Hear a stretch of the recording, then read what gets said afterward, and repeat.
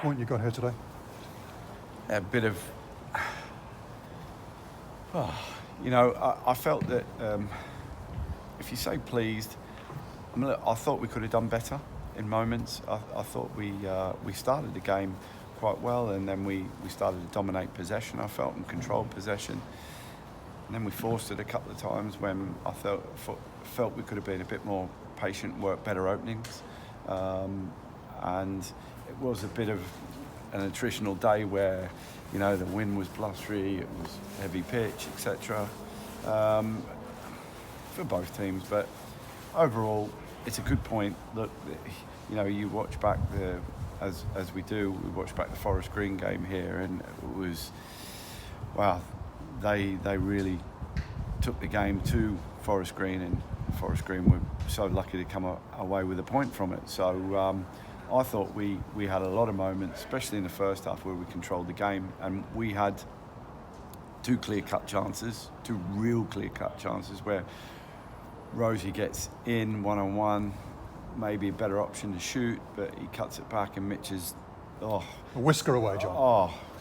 Just he studs away from it, and then obviously cross comes in and Rosie gets it there, and just a little control, and then he's got time, no one around him, and just pass it in the net. But just choosing the right options, and a couple of times offensively, well, not a couple of times, a lot of the time offensively, I feel we can choose better options. Just instead of forcing the pass, we can retain it and then find a way to penetrate. But yeah, overall, look, to come here and get a point, you look at it as a positive, but I still think we can be better there. That's 15 clean sheets in 30 games, 3 consecutive clean sheets, no goals conceded in 3.5 games. That's quite some record. That's the kind of foundation of your current success, isn't it? Well, look, on the flip side, defensively we looked strong and solid. We stood up to big moments where I felt some free kicks that the referee gave were a bit unjust, and we stood up as a group against a real big, strong physical side. We're very, very good in those moments, and I thought the boys defended those moments exceptionally well, yeah. And you were short of numbers today. Let's talk about who you might have available for next weekend. You had McGowan out today, Sarby, McWilliams now serves a 2-match ban, having picked up a caution today.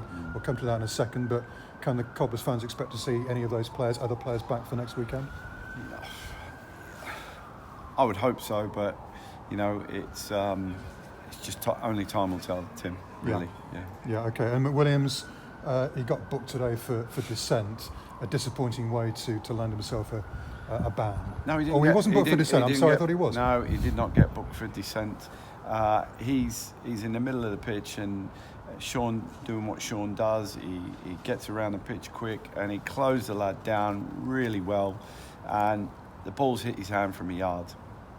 And then the referee gets his card out. Sean runs to him and goes, I haven't meant that.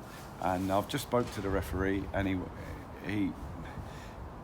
his words were that maybe it was a bit harsh, and but it doesn't help us, and he doesn't know that Sean's potentially on his 10th booking, and I feel these last 3 have been very unfortunate. He's made 2 good tackles.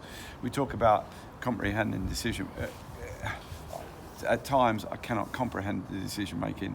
You look at Walsall away last week, and Idris comes back in to make a challenge, wins the ball, gets absolutely smashed in the face, fractures his jaw. We don't know that at the time, but they give them the foul. Sean makes 2 good tackles before this, plus that today, and he's 3 bookings, takes him to 10, and he's out for 2 games. It's highly frustrating, and no wonder a lot of managers, you see them off the touchline. I see Clarkey today, and you watch him, it's funny. Yeah. Well, worry my optimist hat here, John. Any chance the referee, having recognised he might have made a mistake there, could rescind that yellow card? No, you can't rescind yellow, so okay. It's just unfortunate. Okay, talk your touchlines and managers getting cross on them. You served a ban today. You had to watch from up in the gods here at Vale Park. Tell us what that experience was like. No, look, I don't mind that. You get a good overview of the game, and I did that quite a lot last year when there were no crowds, and it's not a problem to me to go up there, because you know, I've got Colin and Mark on the touchline, and you know, I can radio down what I feel, and you can see things a lot better from up there, especially at my height. Well, actually, we were commentating on the right-hand side of the stand, which we're standing in front of. How high were you? Because we've got several tiers here. Was it a kind of bird's eye view? Very top on the gantry, yeah. Yeah, and very top. Did you get a perspective on the play that you perhaps wouldn't have got and haven't got from watching from the touchline? Yeah, you get an overall view. You can see a lot more, because when you're pitch side, you see a lot what's just in front of you, but it's getting the aerial picture, and that's really important. So and that's what I felt today, especially when we dominated those moments in possession. Instead of forcing it, we could have made better decisions on the ball. Yeah, okay, but onwards and upwards, John, you got a point here today. You stay in third place in League Two. You've now got a week to get ready for the Colchester game at Sixfields. Still things progressing well for Northampton Town.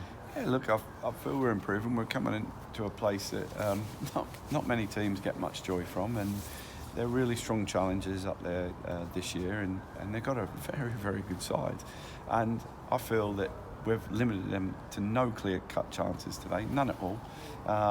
Maybe shots from distance, that's about it. And we've had two of the best moments. So, and I felt dominated a fair bit of the play in the first half.